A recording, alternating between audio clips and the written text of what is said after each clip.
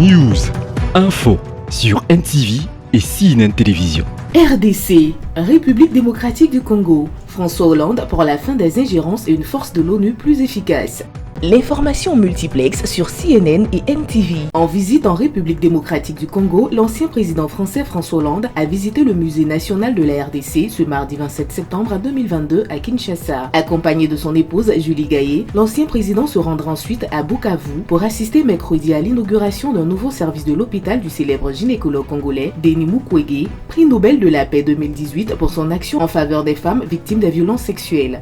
Je vais dans l'est du Congo aussi cet après-midi et demain parce que c'est une zone qui reste encore, hélas, trouble et avec des victimes civiles nombreuses et la nécessité, le président Macron a aussi pris l'initiative de favoriser la paix dans cette partie et la fin des ingérences étrangères et des prédations qui s'y commettent et hélas des agressions dont les femmes sont les victimes.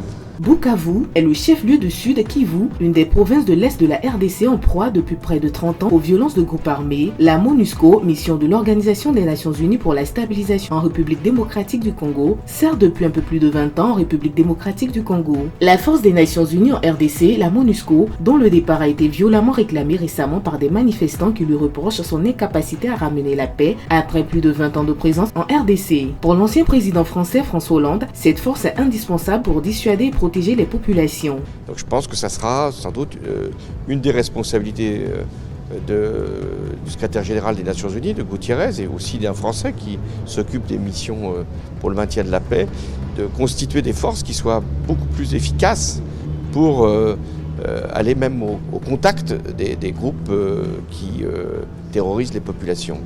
L'ancien président français François Hollande estime qu'en République démocratique du Congo, comme dans bien d'autres pays, la composition des forces et les conditions d'engagement ainsi que les équipements ne sont pas parfaits pour assurer les missions qui leur sont confiées.